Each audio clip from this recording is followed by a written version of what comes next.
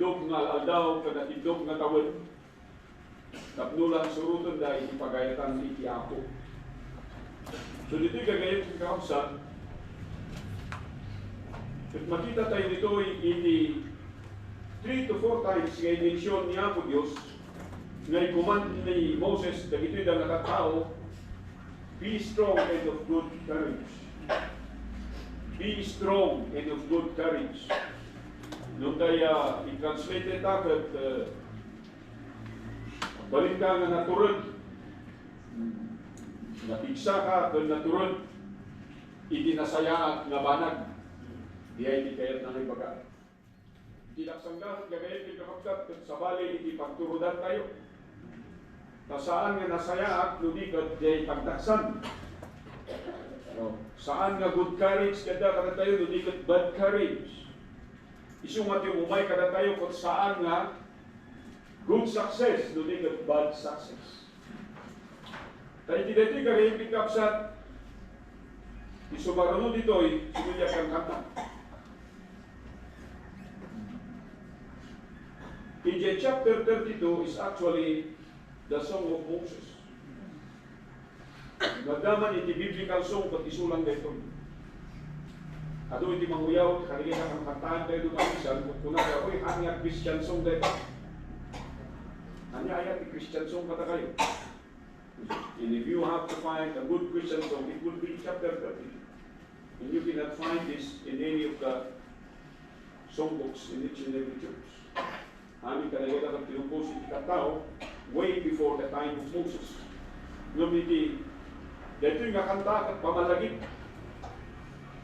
nga kinumpos niya po ni Moses babaan itibilin niya po Diyos kada ito'y dano kasanungan at balin iti Diyos nga Diyos kinyaga.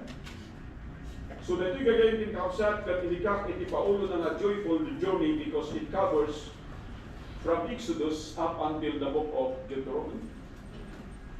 A journey that spans 40 years. In fact, 8 years to be exact.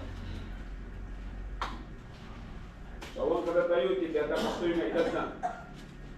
Awang kada tayo, tiyada edad na nga 40 years nga nagsiservi kanya po Diyos. Naman siya siguro, almost. Yung ministry, pag nagservi kanya po, naglugila tayo in 1985.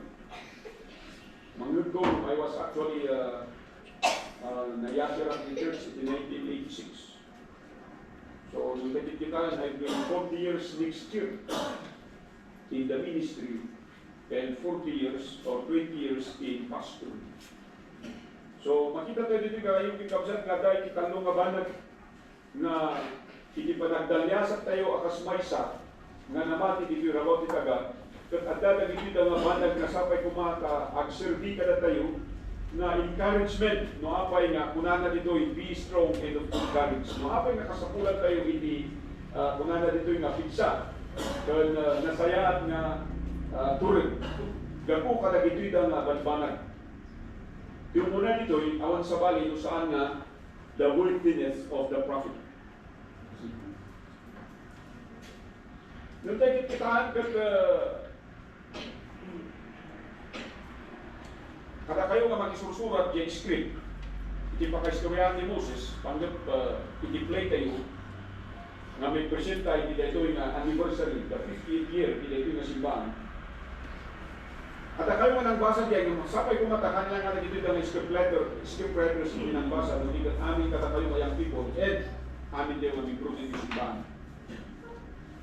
Nung makita yun ni Moses, he is already positioned to become the Prime Minister. Tama ba? Because Pharaoh is number 1, and he should be number 2. He was educated, he was trained, he was in a situation in such a thing na amin nga mang-qualify kiniya na i-jay nga posisyon kat adda kinyanan. Jay na may karga iso na dyan yung opisina to occupy such position na jay awak niya ako Diyos katimay. Kung doon tayo makita dyan, hindi panag-awag ni Apo Diyos kanya is very strange. Kumpara dyan ang ayaban ni Apo Diyos kini Abraham. Very strange. Apa aya ada iti trahedya nga napasama. Oh. Ada iti maysa nga pasama kaya nga daytoy nga soldado nga Egyptian ket panpanisyo na iti kailan nga Hebrew. In the act of helping, napatay na dito yung Egyptian soldier. And, nung may limit na dyan crime na inkali na dito. And then, kinabigatan na dito adaman na iti, pasamat na duwa nga kaya na iti, agap-apa. And then, tinry na i-pacify. Ngayon, inaccuse na isunan. A very indifferent kind of calling from God. So, ang mga gagawin din kapsat, ibagbaga na dito yung ipanangayat niya po Diyos kada tayo, pag naduma-duma nga, wagas saan nga papada.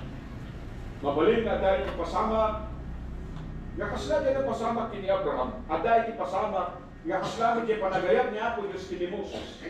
Mabalinot nga di pasama, nga kasla di panagayat niya po Diyos kini po. Hanggang standard yung panagayat niya po Diyos na dumaduma mga sitwasyon, na dumaduma mga lugar, ngayon may maysa. When God is calling us, we must respond accordingly. Amen. The wordiness of the prophet, makita tayo nito, itikas-ot, itikas-jay nga manu, nga aldaw, kung manu nga Domingo, kung manu nga bulan, kung manu nga tawon. Exactly 40 years hindi naglabas. Oh. Tinawag siya ng Panginoon doon sa Mount Sinai. Pangalawa ulit. And God appeared in extraordinary form as a fire that burns the bush, but the bush was not consumed. Amen? Isuway nga nabitaan tayo. Manunga tawad ni Moses, iditinmalaw isuna ijay Egypt, kat nagkaroon isuna iti pamilya, ijay ayan iti Midian. Pamilyar isuna ijay nga lugar. Dunod kayo dito dahil iti background istorya. Familiar isuna jay bantay, ijay nga kanahin isuna agpaspastor, ijay isuna agpaspasyan, but in that one particular night, ada iti bush na mapupuran na na mapupunsyong. Mawatan tayo. Saan nga ada ijay first night, it was there only when he was 8 years old. So nung makita tayo dito kagayin ni Gamsat, diyan nga panagayat niya po Diyos kinkuana, niya tinbaga na, agsubli ka dyan, ikot, apan mo, isalakan dagito'y da nga tattao po na niya po Diyos. So dyan journey na, from that moment, nga nagsubli iso na ijay, Egypt, inuwan na dagito'y da nga tattao, unka na dinumtang iti daytoy nga sitwasyon, nga maibasbasa tayo dito chapter 31, is already 40 years. That makes him 120 years. Amen. So the wordiness of the prophet is he word. Kung makita dito kakabsat, nahan nga nag-complain. Itinawagan niya po Diyos Isuna, actually pinanawagan ni Sipura sana ngayon tugod kay Egypt. Nang nakasla ka na tayo, mahano lang ang makita ni bakit mo, iti manong oras, mamimiss mo. Kung kulang nga namati ka, ano lang ang makita, dahil anak mo, kung nakasla ka, ang trangkaso. Grabe di attitude tata, iti tatatan, nung dito nga may sanga amat, dati anak na eh. Yan na rin yung nauna. Oh, yung pangalawa? Oh, Joshua at Miran. Meron siyang dalawang anak na lalaki. Yung diyay puso na, akas may sana agipon niya po Diyos, akas may sana propeta niya po Diyos, isu diya itinangapak. That makes him worthy of everything. Isumay nga diyay panagayam niya po Diyos kada tayo, nung ikaw tayo gata nga may isang banag na nagbalo, Ang yaman iti mapaspasamak along our journey as a Christian individual, it will become a joyful journey. Ngayon iti problema, iti panangayag niya po Diyos kada tayo, at balbalinan nga burden. Yung kitaan tayo, nagito'y nga tattao, kunana, twice nga na-describe dito'y, kunana ijay, nga nagito'y nga tattao, they will not remain as faithful as they have been while you are yet with them. When you will die, they will go back to their old sinful ways. They will worship the God of these people that I will cast out from that land. See? In spite kada gito'y nga instructions, in spite kada gito'y nga togetherness with God for 40 years, these people are not worthy, but we have a worthy prophet. Una na Diyo'y, Biblia tayo, they are stiff-necked people. With the stiff-neck, ijay di pagturungan na lang, di ulo na nakakita dyan. So kung ako natin ka, dapat nakakita ka tayo, ang kumikita dyan ko. Nawatan. Ha? Ako ay baga nga, dati stiff-neck mo man. Pati si ka magjilan. Kaya lang tayo, dati magjilan kayo ito. Kurang lang tila-pula po. At lumakumplit ang istorya ng Pilipinas. Pero hindi lang sa aktibo itong. Sabi niya rito, and the Lord said unto Moses, behold, thy days approach, that thou must die. Pambira. And we know, napigsa pa lang ni Moses nito eh. But God already pronounced, if there is a man who knew the time of his death apart from the Lord Jesus Christ, it would be Moses. Si Moses yan. Kaya sabi ko sa inyo, he is worthy of everything. The man who talked with God face to face. And that is Moses. The man who was able to see the appearance of God.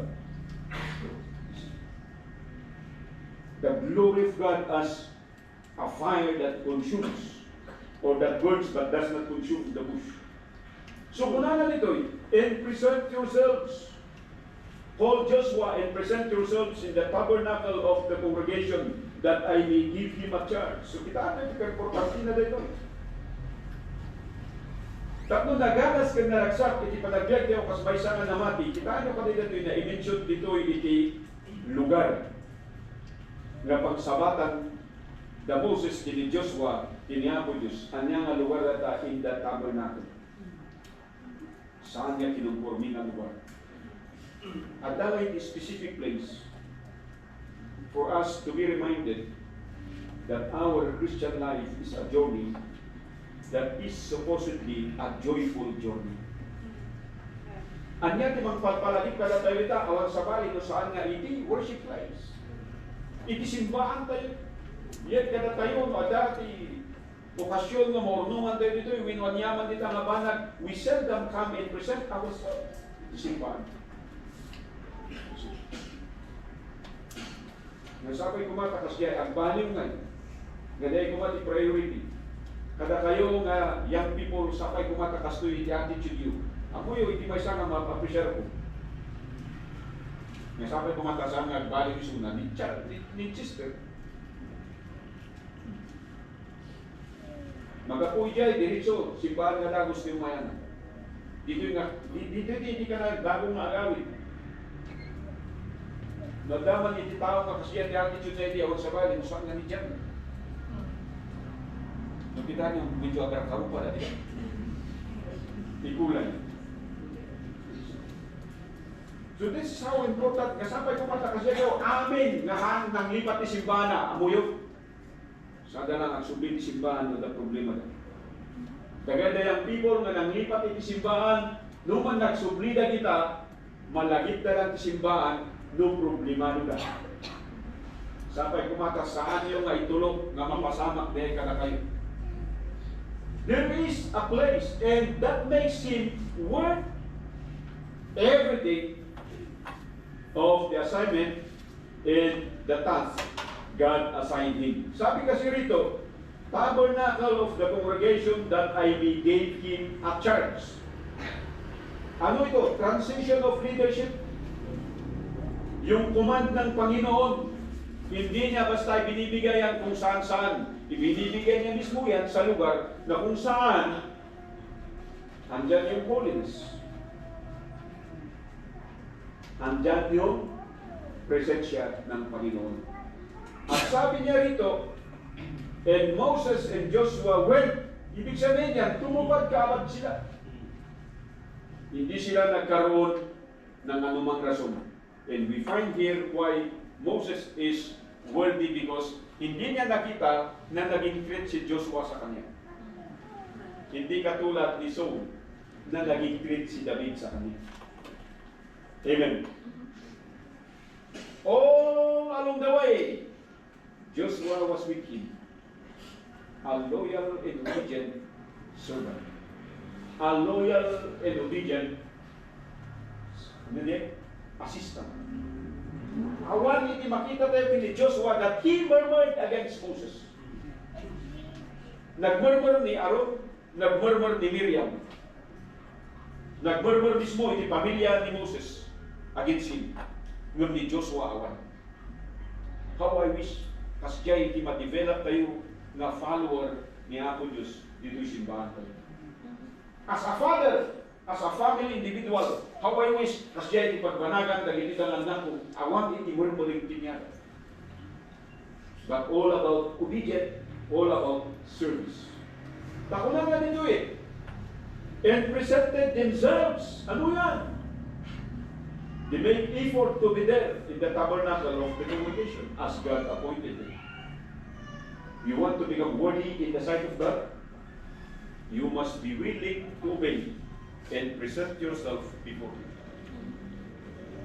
For us and for each and every one to consider this Christian life as a beautiful and a colorful journey. Kung kitaan tayo, problema ba? Iti joyous ba nga journey? Iti joyful ba nga journey? Katawan problema? Nakluwan ti problema. Imagine leading almost 3 million individuals with different outlook, with different attitude, with different perception, each and everyone complaining, each and everyone quarreling, and Moses had to control them. How he does it is by the word of God. Gusto mo kitaan tayo dito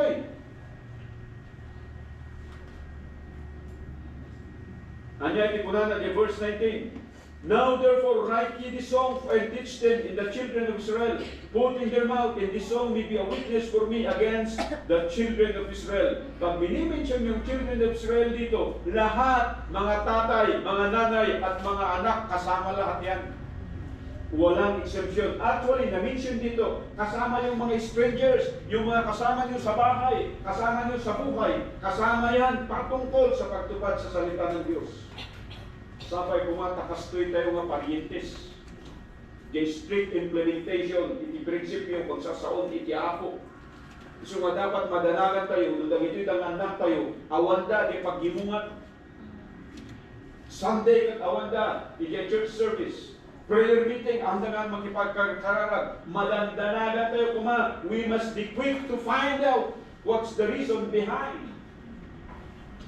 Nung iti problema saan? Taga po, iti puso tayo. We have gone far away from God. The worthiness of the prophet, we can find here. And then secondly, saan lang at the worthiness of the prophet? The wilderness of the place. Wilderness of the place. Pag sinabi natin wilderness, diyan lugar nga nagdalyasatan da, kan pagdalyasatan tayo, ibaga kada kayo, it is not all pleasing.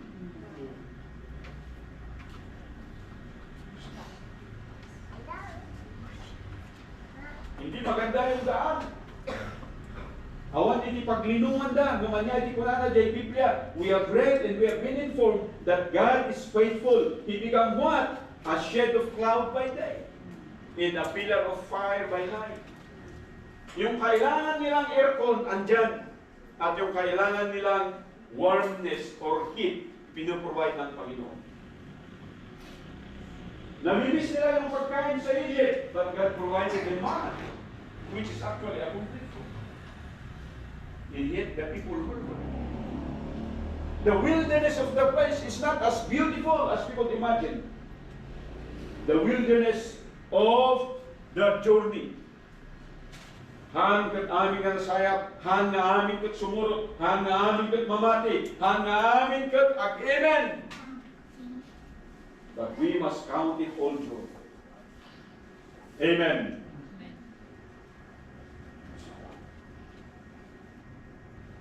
Pakita na iya yung tsura actually iti desert of Arabia. Maragsakan ka no nag-travel ka iti 20 miles kada iti nakita nga danong awan. Sa mga Muslim kada ito yung mga travelers, nga natatata ito yung mga turista, iti balon da saan nga kop danong bottled water. Kung pagpanunutan nyo gagayong kinkapsat, jay journey nga nagnaanda saan nga kasjay ka journey tata. They are not traveling by car. Dahil the turista, they are traveling by car, by vehicle. Amen. But these people are not traveling through cable. They are traveling by foot. Matagtapukan da. Agasan dyan, marmarchada, it will create. Sabi ko sa inyo, i-describe ko ito doon sa aklat ng Isudos nung pinag-aralan natin. It create a very huge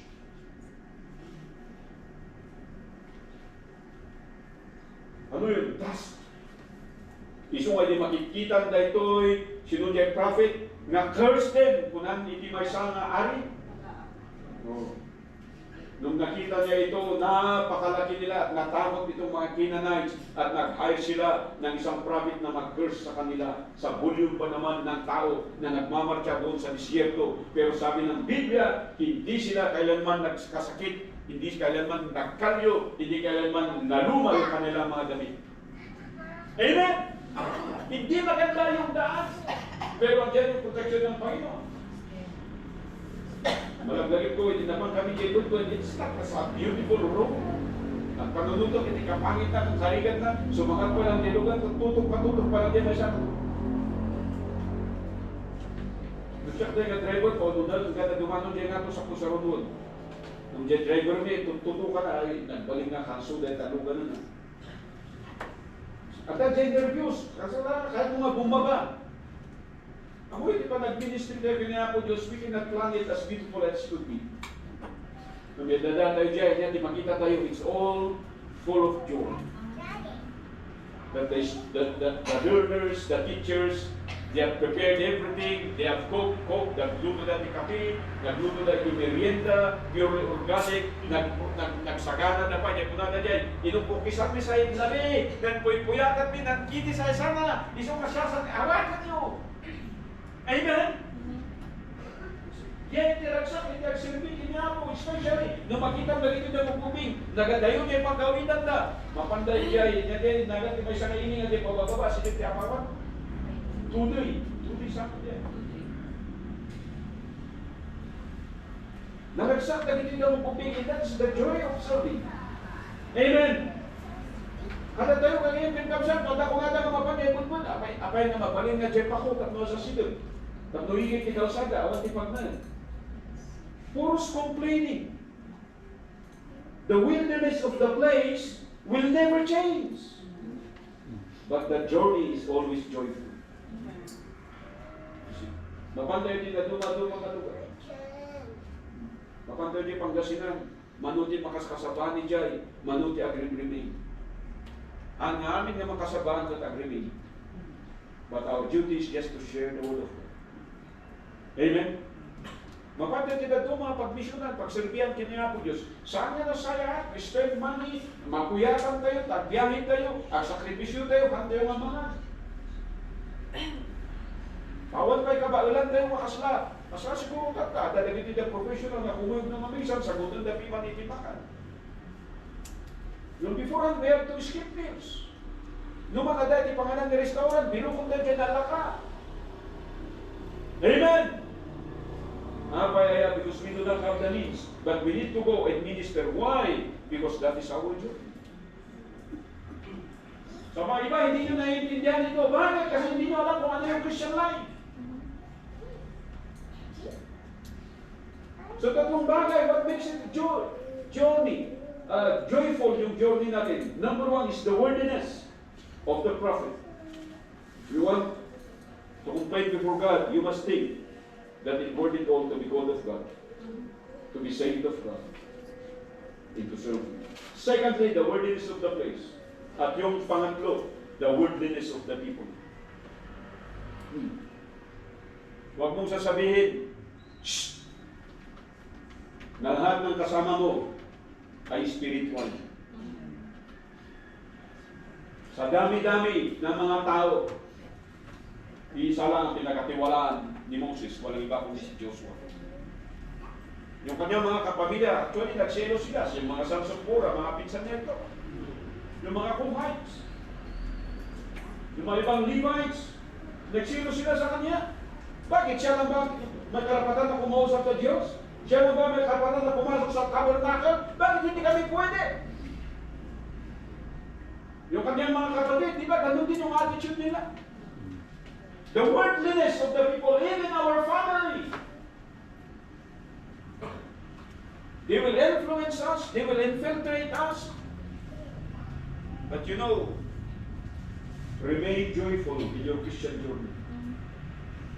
Makita tayo maniti problema, the other side, ganito na problema. Actually, nagbalik na problema tayo ni Moses among all the people that questioned him were his brothers and his sisters. Amen. You should have been with him. Pero hindi niya nakita ito na isang threat, hindi niya nakita ito na isang discouragement. Nakita niya ito bilang isang encouragement na sumunod pa rin siya at tumupad sa calling ng Panginoon sa kanya. So nga na nagawin dito actually no, adalan nyo dito nagmayat. Ang naman nga, nabadakan yung promised land. Nung punana dito yung Biblia, one thing that I find it very fulfilling. God has given him the vision to see the beginning and the ending of the promised land. His eyes serve as a transit. No, napadasan niyo nag-survey, amuyo dyan transit. Makita dyan mundong, kung amin nga glawlaw, dahil tayo din palubos niya po Diyos na makita ni Moses, kinyana hindi makita na. Semua ko na kaya itong uray, ba't nakaklayan? Kung na niya po Diyos sa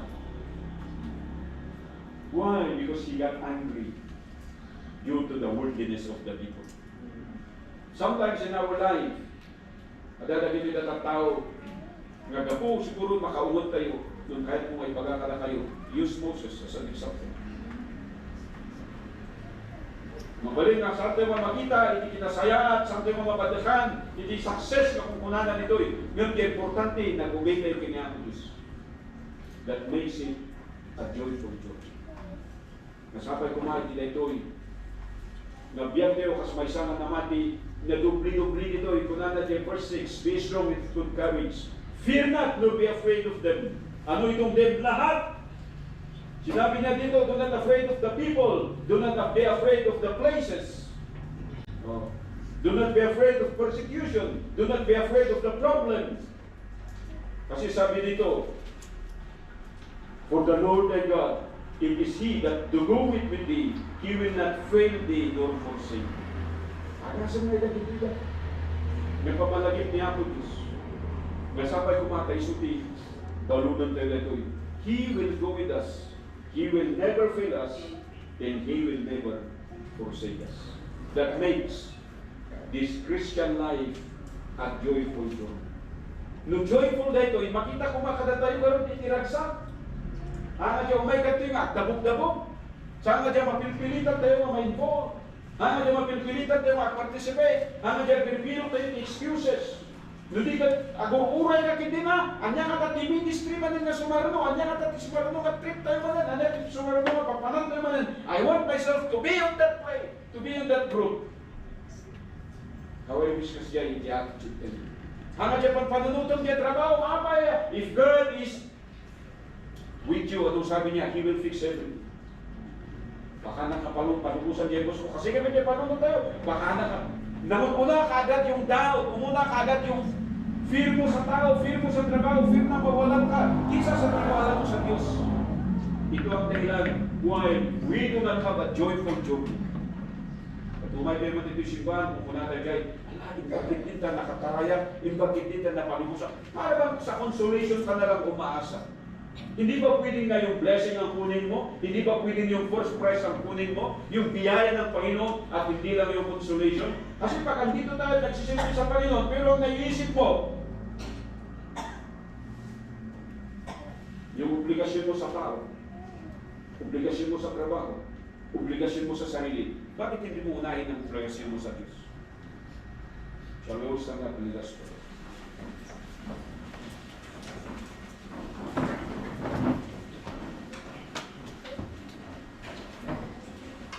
You want your life enjoyed, a joyful joy. The worthiness of your home, remember that. The wilderness of the place, the worldliness of the people.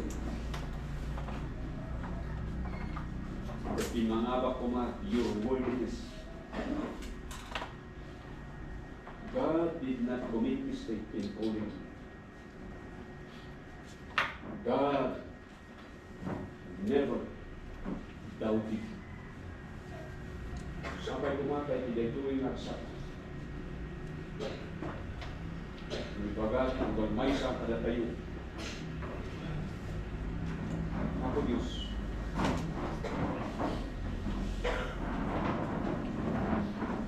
Manong tawon,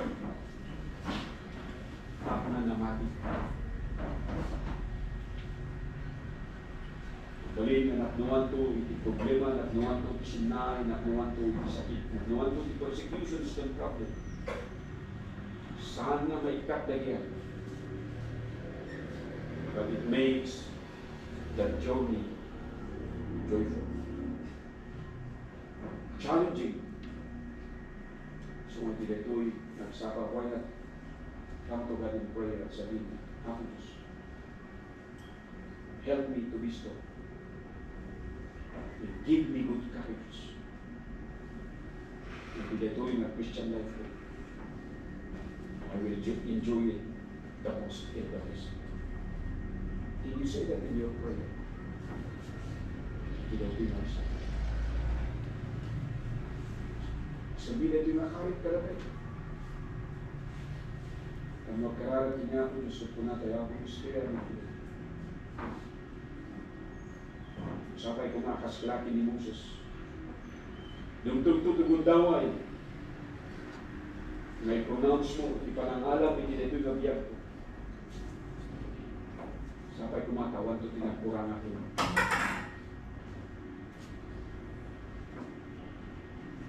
Ano yun? Adulto kita tao during that moment. Lumabilbilang doon, tianos tayo. Awan doon, tipigsapay. Sapay ito baga, no kuma. Insingsing pa, itiyak. In priority, iti ministry. Nagserbiya ko na kinapos. No kuma makapagsubliyak pa lang. We can make it as a commitment to God. Hindi na ito yung natawon. Pagbating ang bulan ko na daw, hindi na ito yung natawon. Ang manuman mo kami nga po natin niapos. Lord God, give me the joy to serve you. You say that in your prayer. Paminsan kaya ako Diyos, ang dating kami sa asin. Saan nagpapada ako Diyos?